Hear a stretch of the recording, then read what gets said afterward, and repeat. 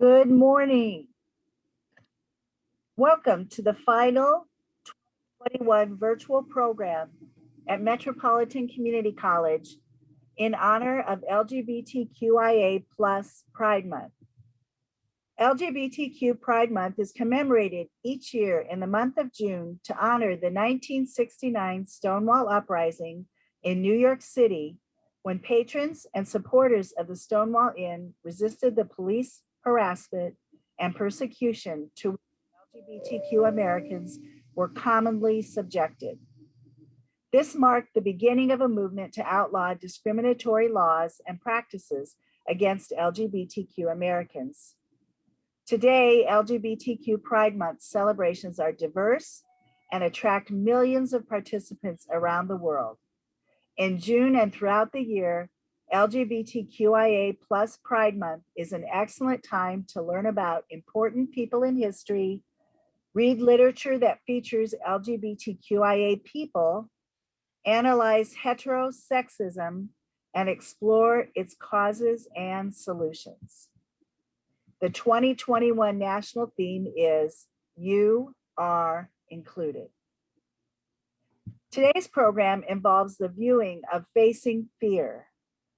Following this 30-minute documentary, the filmmaker, Jason Cohen, and two men featured in the film, Tim and Matthew, will join us for a question and answer sessions.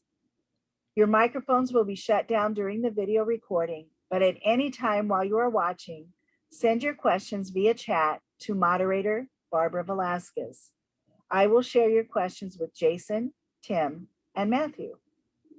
The address for an online evaluation will be in the chat. Please click on it and share your feedback. Now, welcome Jason Cohen, our filmmaker, who will introduce Facing Fear. Thank you, Barbara. I'm glad to be here this morning with all you. Greetings from the West Coast here. And as Barbara mentioned, Tim Zoll and Matthew Boger will join us after the film, where I'm sure you'll probably have some questions for them. Just a little background on myself. I am a filmmaker who mostly does documentaries and documentary series. This film was made, probably started about 8 years ago and finished somewhere around 7 years ago. It's a short film, it's 23 minutes. And yeah, the themes within the film cover a pretty wide array of topics and subjects that I think affect us all. Although, we're happy to be able to screen this as part of Pride Month. Certainly you'll see the themes that are in line with that are there, but we also know that this film is a film that affected people across the board, just because of some of the other ideas and that come up throughout Matthew and Tim's story. The film is just their story, and it doesn't do anything to sort of go beyond that in terms of sending a direct message. We just hope that you see their story and take a message from it. And most importantly, we hope that you all will want to have a conversation about it, both with myself and Matthew and Tim after the screening, but also when you leave us and go back to your friends or family and talk to them about some of the ideas and themes that you saw on the screen. Normally we've done many of these screenings, and as I said, the film is 23 minutes, and unfortunately, as a short film, there's certainly some things we couldn't take a deep dive into as far as the story. So Matthew and Tim will be available to answer a lot of those, and I'm sure you will have plenty of questions for them. The film itself, and we'll talk a little bit about this after, about how it came about to begin with, but it really looks into themes of forgiveness and reconciliation as part of the story between these two men.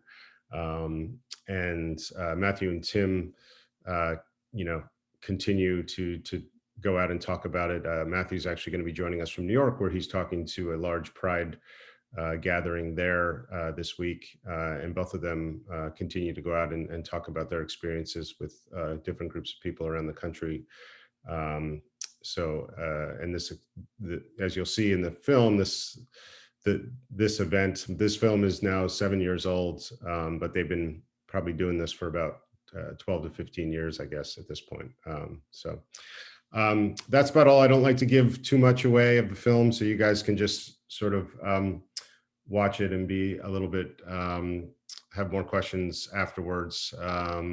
So I think with that, we'll probably get into it, and we'll be back on in 23 minutes to see you guys all again. So thanks so much for joining us, and I hope you enjoy the film. The one thing I'll say is we just always love people to go in with a completely open mind about both the people you're going to see and the story and what's happening as you're hearing about it. So thanks again. And the three of us will be back on in about a little less than half an hour.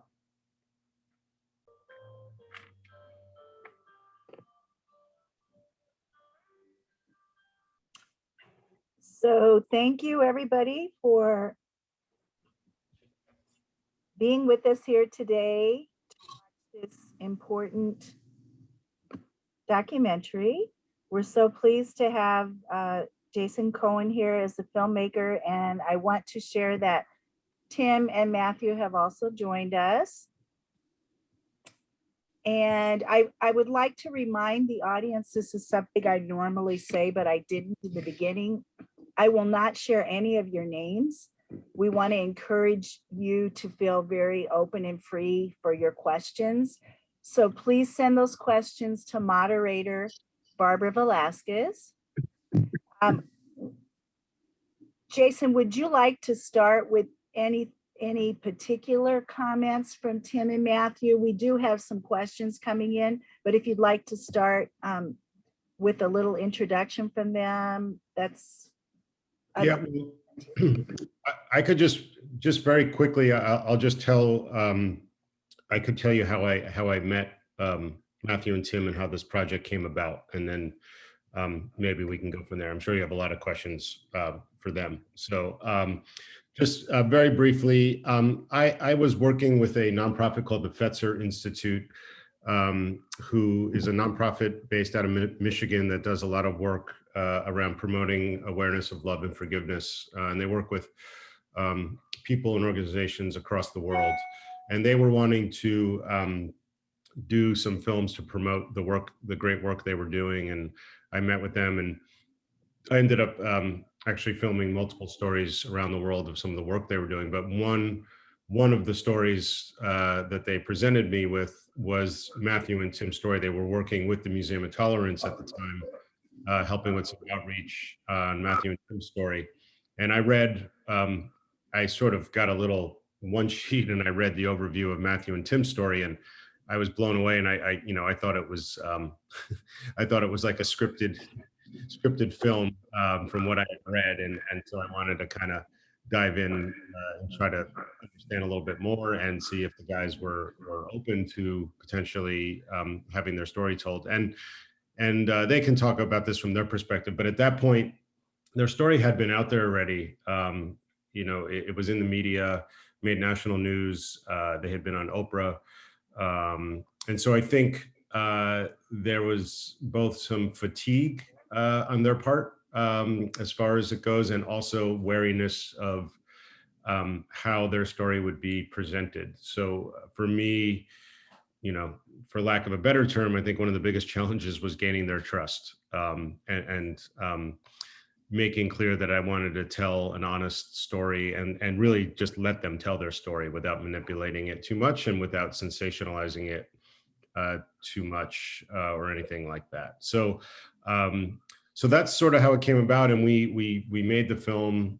Eventually, we got to know Matthew and Tim over the course of matters of months before we even started filming, and then put the film together and realized how powerful it was. And then we put the film out as a short film by itself, even though I had done these other films for the organization. And then we were fortunate to premiere at Outfest, which is one of the biggest LGBTQ film festivals in the world in Los Angeles. And that was our premiere. And it was amazing to do that. And we premiered I think it was like less than a mile from where the attack took place. We premiered at the DGA Theater down the street from where the attack had taken place, which was pretty amazing and emotional for all of us. And then we were very fortunate the film went on to get recognized, and we did get nominated for an Oscar that year. And Matthew and Tim then walked the red carpet together at the Oscars, again, literally less than a mile from where this attack had taken place, 35 years before. So that's a little bit of the overview of just how the film came about. And I will, I can answer more questions about the filmmaking or my intentions, but I'm sure people have questions for Matthew and Tim, and they're open if they want to do any sort of intro as well. Thank you so much, Jason. You're so right about how the documentary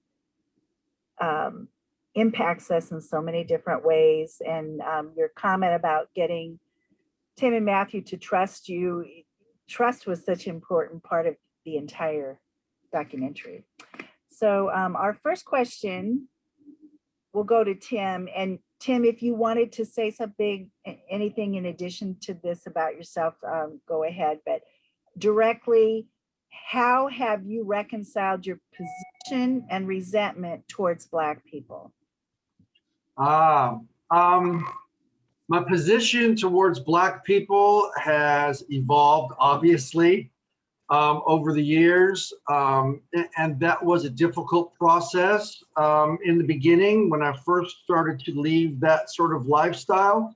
I think it's kind of ironic that one of the main reasons why I had that resentment or fear, I call it fear because I think it was fear-based to begin with, was my brother was able to forgive the man very quickly, which was sort of odd for me because my brother was kind of my primary positive male role model. And for me, I just took it to another level. I don't know if that's because of my perception or it's because of the difference in age.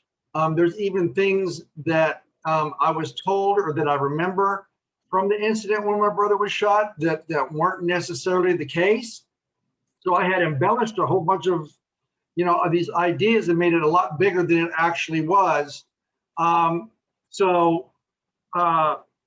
Today, I'm not going to say I'm colorblind because I don't think anybody is. I think that's an old term that's overused. But it took a long time. For example, when I first started speaking at the Museum of Tolerance, I had a particular view of Jewish people as well.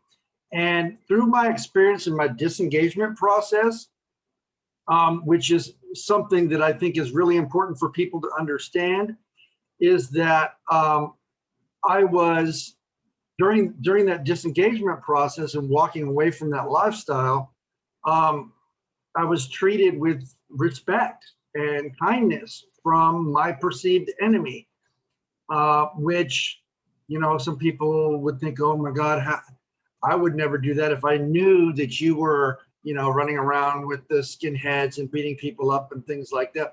But when I was actually going through the disengagement process, I didn't advertise it. But it was about a 3 to 5 year process. I remember there was a gentleman that I was associated with in a how would I put this, in a sort of group therapy sort of situation.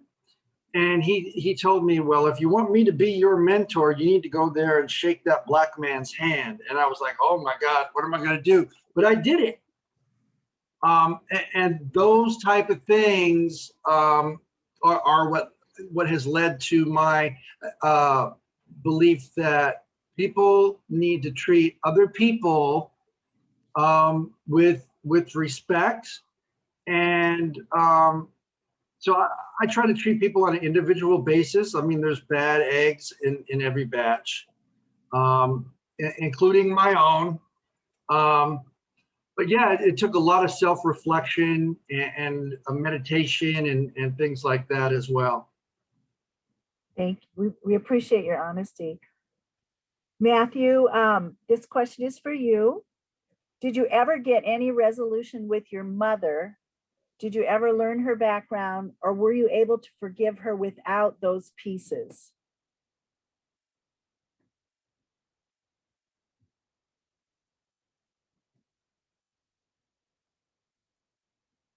Is Matthew, I know you're there, Matthew. Can you hear us? There we go. Is that better? Yes. I'm not techie. I'm not a tech person. I got it. All right. With respect to my mom, I actually never saw my mother again after the night that you see in the film where she hit me, and she called me a little effing faggot. So I never saw her again, and we never spoke. My mom died in 2005. So I really didn't learn too much more about her background than what I already had known at that point. And but to answer the question, yes, I was able to forgive my mom without ever having that conversation or sitting in front of her or being there personally with her. And it was through the experience and journey with Tim that I was able to extend that and then work on the forgiveness of my mom. So it was to quickly answer that, Tim came first, and then through that I was able to forgive my mom without being with my mom. Thank you. Tim, was the moment with your son the catalyst for change, and what else contributed to your decision? I don't know if it was a catalyst, but it was a very beginning for me. But I was already sort of on a path out of that lifestyle, at least mentally. It was several years before I was able to make that final step. But again, there was about a 3 to 5 year process for me. And part of that was also moving out of Southern California to another state. And I had to travel for work where I was. I had experienced interactions with my perceived enemy, the other. For example, there was Hispanic people that treated me well. There was African American people that treated me well. And something that I like to bring up is that I'll give an example. When I see Charlottesville, for example, when I saw Charlottesville, many people would or probably looked at that and said, oh, look at the big monster, the whole group together as one big entity of negativity. Whereas when I looked at that, I saw the individuals. Why are they involved with that? What are their underlying issues? It's something that a lot of people don't think about. It's really easy to quickly judge others, or something that I like to use that I actually stole from somebody else, I'm being honest, is reciprocal dehumanization. It's really easy to do that as a group, right? And the name of the film is called Facing Fear. So what's really going on there? What is the underlying fear or causes and conditions for somebody being involved with something like that? So stepping away and having that interaction with the other was instrumental. I also think age has a lot to do with it. I believe personally that people in their late 20s, early 30s often go through some sort of change mentally, whether it's, they spent their early adulthood partying or being involved with negative activities, and there's usually consequences as a result of those activities, whether it's jail, whether it's divorce, whether there's a loss in the family, or in my case, all of the above, except for the loss in the family. But parenthood also played a major role. So I woke up one day and I realized, here I am, I'm 29, 30, 31 years old, and I'm still acting like a 19, 20-year-old thug. And it just was, there was a lot of friction between my lifestyle and what I was trying to achieve in life. So I hope that answered the question. These are all complex questions, right? Matthew, does forgiveness mean that you never feel angry about the incidents anymore? I got asked that twice this weekend. I've done 2 conferences back to back, and that question constantly comes up. It came up a lot this weekend about, do you ever feel angry? Do you ever have resentment towards your mom or Tim or the incident? And the truth, to be honest with you, is no, I don't have that anger or resentment towards the incident. Tim and I speak together, and sometimes, I annoy him or he annoys me, but that has nothing to do with the incident. It's just the way our friendship is today as we evolve. Because forgiveness really is about letting go, completely letting go of that thing that holds you back. That's that anchor to a situation that defined you for so long. So once I was able to fully and completely let go, that anger does not come up regarding that the incident with either Tim or my mom. So this question could go to any of you and all of you, including Jason, because your work with this film indicates that understanding the dignity of others is important. But what is your advice when talking to others who don't understand the dignity of persons of color or those who identify as LGBTQIA? I guess I'll go first. I think for me, and we've said this a lot in talking about this film, which is, that night that Tim attacked Matthew, Matthew was targeted because he was a gay, teenager at that point, unable to live life as he might want to. Now he's a proud gay man, luckily in the world we live in now. But what we had said was, if Matthew had been an African-American man that night, if Matthew had been a Muslim American man that night, if Matthew had the wrong color hair that Tim just felt was different, he would have been attacked. So I think for me, and I don't know if this answers the question, there's sort of a universality to what we were trying to get across here. And that's just being quote unquote different, or being viewed as different. I hope that message comes across. So it's really dignity for anyone, for your friend or neighbor or loved one or whoever that may be, and not judging people on a look or perceived differences or anything like that. So I don't know if that answers. I'll let Tim or Matthew chime in as well. Well, I will say, in that struggle, to show dignity towards others, for me, it's important to look within inside yourself. It's very interesting that the film is called Facing Fear, because that is actually for anybody. It's not just about my facing fears or Tim facing his fears, but if we face our fears and we educate ourselves, we break that barrier of judging or not being able to show that dignity or understanding and compassion towards others, regardless of background, race, color, religion, sexuality, status in the community. But it really comes down to, and I'm not really trying to plug the film, but the title is perfect for everyone in that sense of that you really do have to face your fears and educate yourself to your surroundings and the people that are around you. And then that promotes, that kind of pushes you forward to showing that dignity and compassion towards others. That's just how I would explain it to someone else, is to look within yourself and work on yourself, and then you can take that to other people. I concur.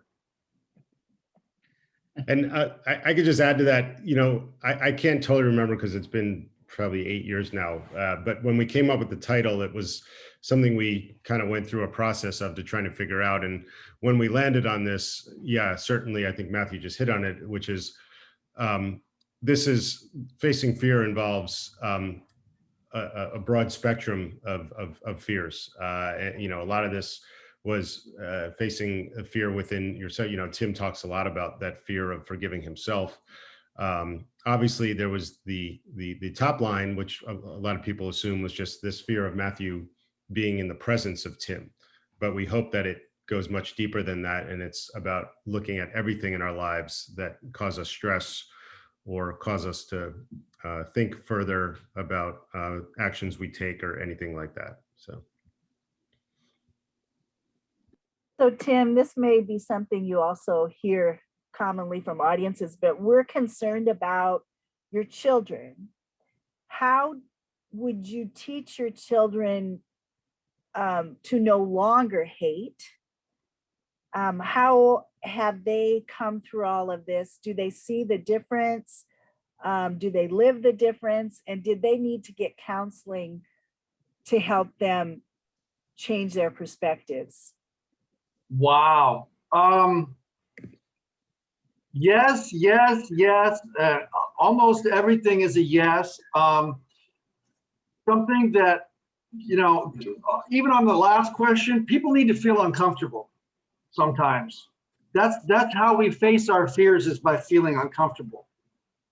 And learning that discomfort is all between our ears most of the time. And with my son, you know, the most formidable years of his life, he was taught, you know, we modeled certain behaviors. And as a child, when they're vulnerable, they just want to make their parents happy. But there did come a time when, for example, myself and my son's mother split up because we were no longer compatible, because I was beginning to think outside of the box. And when you live in that sort of lifestyle, everything's inside the box. Anything outside the box is, you know, we don't want to go there.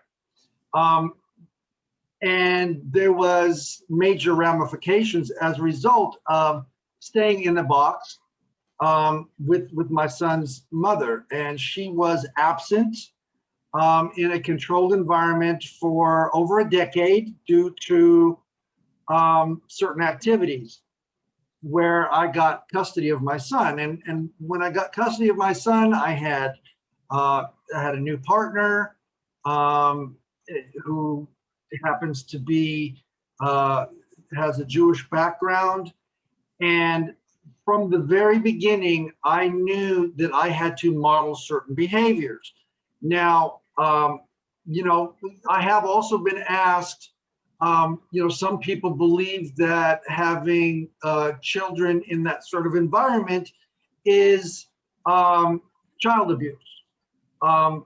Now, we also have to look into, there's people who belong to cults who have children. Is that child abuse or not? So political, racial, there's a lot of overlap there. But in my particular case, I didn't, you know, try to force my son to think a certain way. I didn't, you know, I wasn't overly aggressive as far as, you know, telling him don't hate. I just modeled the behavior that I thought was the most appropriate for my child. I also believe that due to the absence of his biological mother, there was, you know, he had a lot of problems, especially during his adolescent years. Today, he's not a racist. He had a lot of behavioral problems. We bumped heads quite a lot. I don't know, some of my family members might say that I was too strict on him. And you know, we tend to overcompensate for our own shortcomings. And, you know, when I was growing up, there was a lot of threats, discipline-wise, but not a lot of follow through. And I follow through. So I was very strict in as far as behavior and things like that are concerned. He's not a racist. However, and this is unfortunate, and you know, I haven't talked to him about this particular issue in a while, but there was a time when I felt that there might be some homophobia, and that came up because I do have other friends who are gay, and just talking, you know, about some of my interactions with these people, or laughing and telling a story or whatever. It was there were some words and some language used that I didn't find appropriate, and this was quite some time ago. But I also believe that, and I did bring it up during the conversation, was my son lived with two gay women who were not nice. They were just not nice people. And they were very manipulative, very sneaky, I guess, kind of covert in a lot of their activities. And I tried to explain to him that you can't judge, for example, all lesbians because of these two women. They just weren't nice people. So I guess that's the only downside of it. But I do have an arm's length relationship with my son now, and there's reasons for that. I don't quite know how to put it without blowing his circumstances, but we do talk. I have seen him within the last week, but I don't know, you know, he's at that age, late 20s, early 30s, right, where people start to come around, when people start to figure out what's happening. I mean, some people his age are already up and running, right?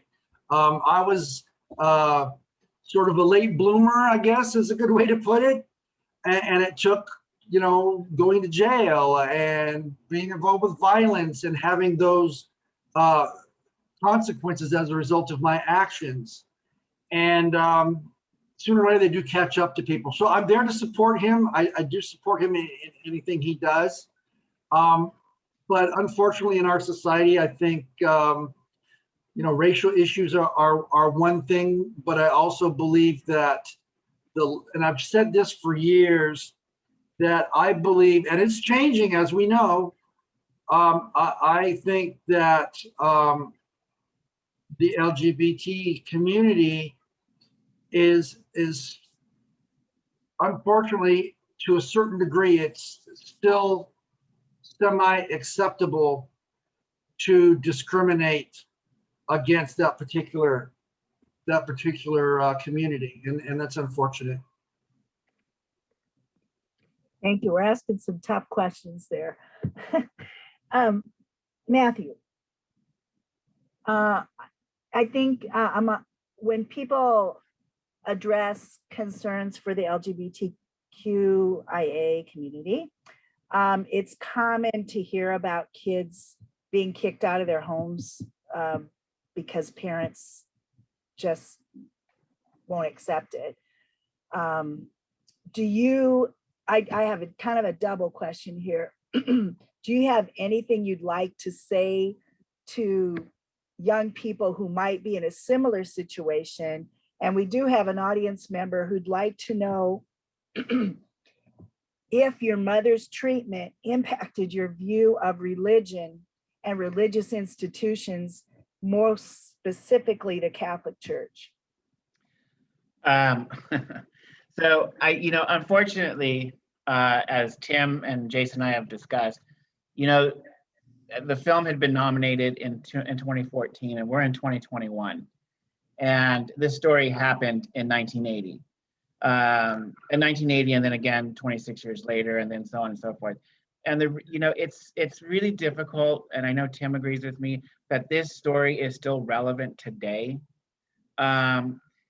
You know, it would be great if people weren't interested in Tim and I's story anymore because it was no longer relevant, right? Because we had grown so much as a society, and just as individuals, as people, that this would not be required. This would just be, oh, that was a tragic story, okay, but you know, this is so relevant because yes, you hear it all, you know, there's parents who throw their kids into the streets every day across this country for this reason. And what I usually say if I'm speaking to them, I'm not, you know, to me it's like speaking to the choir. But what I always say is, you know, I know I'm not the only one that never denied who I was, regardless of what my mom had done. So that's the first thing, because that, you know, there's it's so hard to go because there's so many consequences to one, hiding, two, being thrown out because the teen suicide rate goes up through the roof from bullying to these other issues. But the help is out there, the support is out there. And that connection is so easy to be made. I know it's difficult to make that connection when you're struggling because everybody wants the love, acceptance, and approval of their parents and their family. It's number one on their list. I knew very early on I was never going to get that. I was never going to get that. And I had to struggle through that and understand that. But I had to understand that, you know, my story is different. I never reached out for the support. So I lived in the park for 4.5 years. I did not live in a halfway house. I did not live in those places that were out there. I didn't reach out to them at that time. You know, again, it's a different time today. So I always encourage them to reach out to their community, to their age group in the community, because that is, there's so many places that they can get help that may have not been there when I was on the streets. It was very few, but now it's all over. My impact on religion, believe it or not, it did not have an impact on my faith, is how I'll put that. And specifically the Catholic Church. I was raised Catholic. No, I don't go to church every Sunday, but that is the faith I was raised in. It is still a foundation and a basis for me in my life. Where I draw the line is when people use their faith, whether it's Catholicism, Christianity, you know, Judaism, whatever your religion is, and when you use it as a weapon to subjugate and victimize others and say, well, it's okay, then yeah, we're going to have a huge problem when you use your religion as your weapon and you hide behind it to justify your acts of hate and intolerance, either verbally or physically. And that's where I will have a debate. But faith-wise, no, it's never deterred me from my faith and the strength I have in that faith. Okay, and related to that, we have, I believe, several audience members who work or plan to work in helping professions. So you lived in a park for 3 years. What kind of help did you get, or how did you independently get yourself, in quotes, back on your feet? So it was 4.5 years living in that park, eating out of trash cans and doing what I could. Now, here's the odd part of that story. And this had nothing to do with the professional, but for those going into that profession, I'm going to tell you what made the biggest difference is there was a young man, we are still friends today. He had come through the park. You know, I was sitting at a bench. I can't remember all the details. I just remember that he brought some food. I placed it on a table. But here's what the short version of that is. He sat down. He asked me why I was there. And then he didn't say another word. He sat there and he listened with compassionate ears. He did not judge. He did not give his opinion. He did not say, well, this is here, this is here, this is here. All he did was listen. He was the first person to sit and to listen to the story in its entirety without judgment, and then made the offer to help. He did make it on 3 conditions. One was that I would, it's shortly after he would help me and I could stay with him, is that I would get a job, that I would return to school to get my diploma, that I absolutely would not steal from him. And I did not go back to school. I did get a job and I did not steal from him. So I did one of the things he asked me. Well, 2 of the things. I didn't steal and I did get a job, but I never went back to school. And then just, through that, I guess that perseverance to prove people wrong that I was worth something was the driving force behind the success that I enjoy today. And it started back then. It was, I'm worth it. I'm worth it. Your opinions will not direct me or my future, and I will prove you all wrong. that I am worth it and I am a human being and I will be successful. And that's always been my driving force. So the people going in there is to listen with ears and to listen compassionately. Excellent. I suspect our human services faculty really like that comment. So we are coming to a close here. I want to say that facing fear had a real significance due to the recent permissions, shall I say, to become or to be open about white supremacy. It seemed like a telling time to bring this up.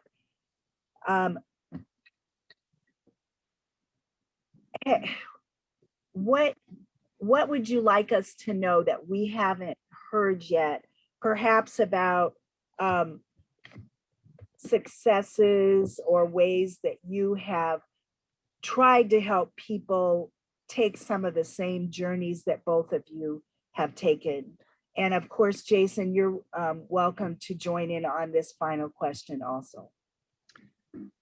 Can I go? Go.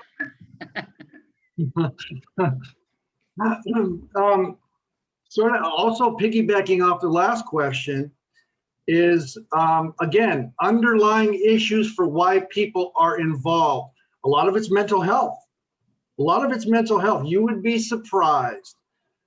There are, when I first started doing this sort of thing, there wasn't a lot of people like me. There was only 2 or 3. But there are groups of us now who, run nonprofit organizations dedicated specifically in helping people through that disengagement process. Like Matthew, I went through that life change on my own. I didn't have a lot of support. So some of the things that we're looking at is having networks of support. I've had to do a lot of therapy, and this was not early on. This was actually started after Matthew and I started doing presentations, because of the self-forgiveness and the guilt and the shame hadn't hit me. And like I said, I'm a late bloomer, so it didn't hit me till late. But I've had to do therapy. I've had to do what they call EMDR for underlying traumas, which is something that a lot of the formers are looking into using for those of us who are going through the disengagement process and the de-radicalization process. Is totally different.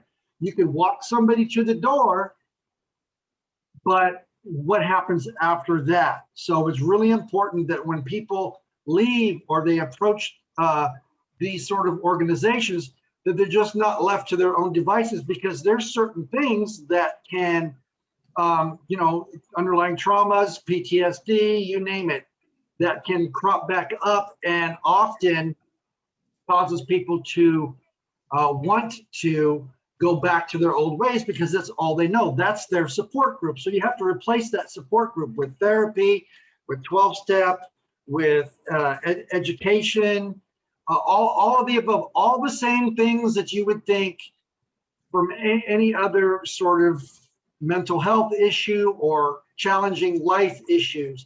The life challenges are what often are the underlying factors, whether it's family life, whether it's, getting released from jail, whether it's alternative sentencing, because when people go to jail, oftentimes they end up becoming more radicalized, and because controlled environments are very, it's a heightened racial sort of tension situation. It's unfortunate that, we do think of the victim, and that is very important. But one of the things that I also like to say is hurt people. Why are they hurt in the first place? If you take care of those underlying issues, and it could take time, I believe that that the world will be a better place, especially for those individuals, because they are human beings.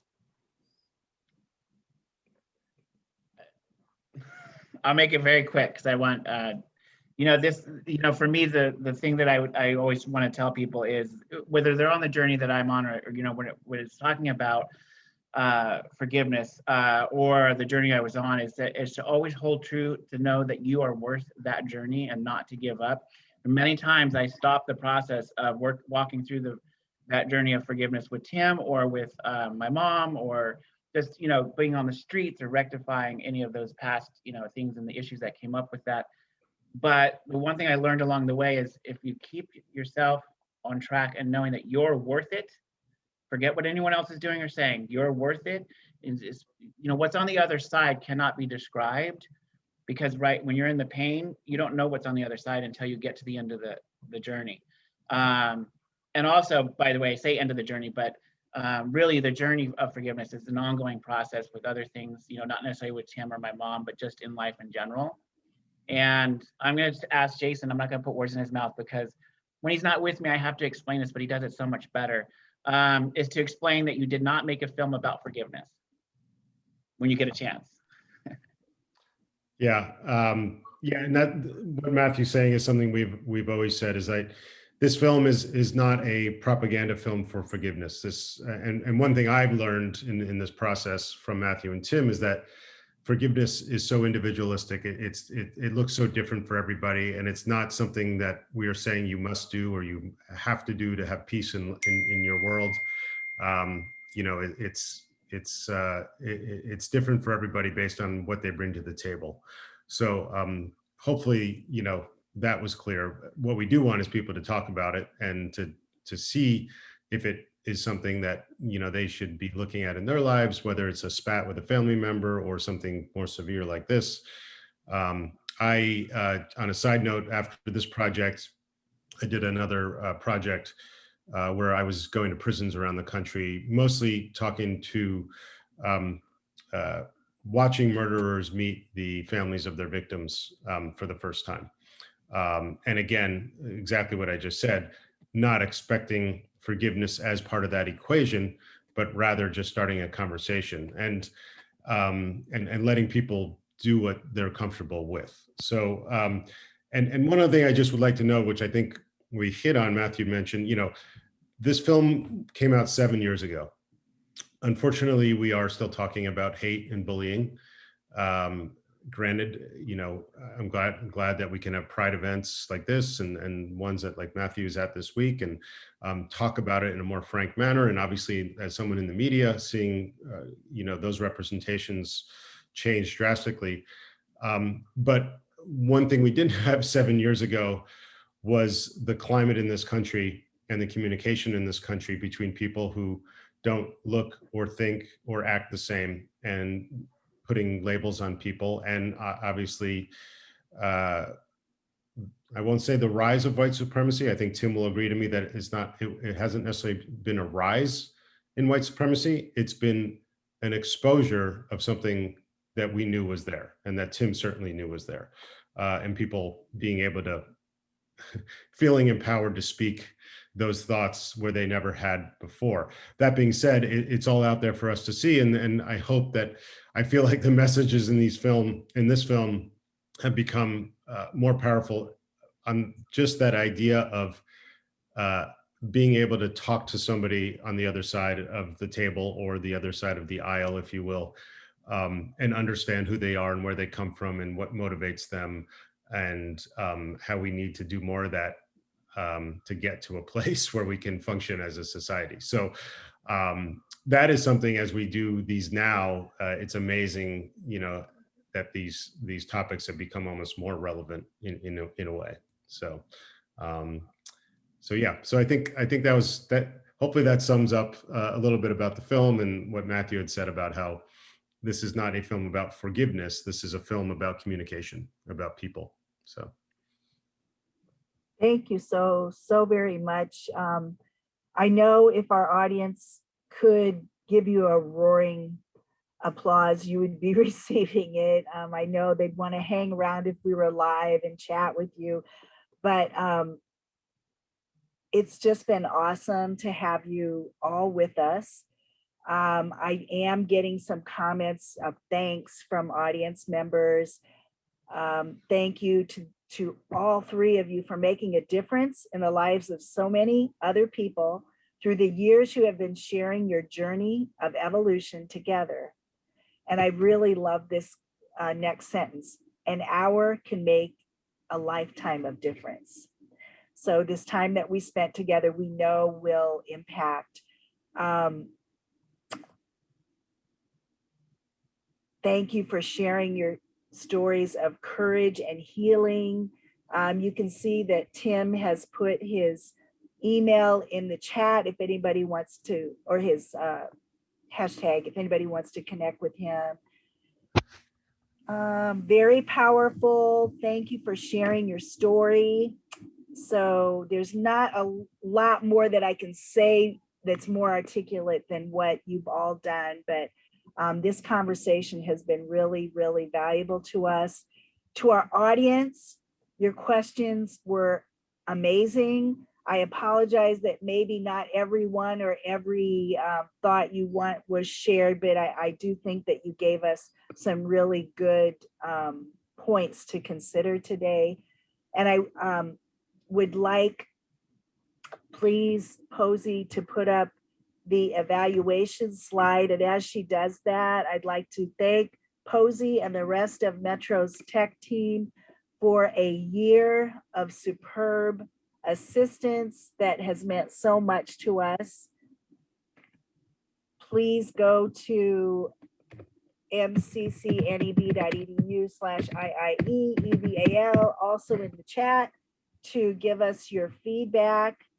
This, as I mentioned earlier, was our final program for this academic year, and I cannot thank our audience enough for coming back and coming back again to join with us, to continue to learn as lifelong learners do outside the classroom. We look forward to seeing you all when we begin again in September 2021. And just thanks to everybody. Have a great day. And please keep in mind much of the great information that we have received from today's presenters. Take care. Thank you. Thank you.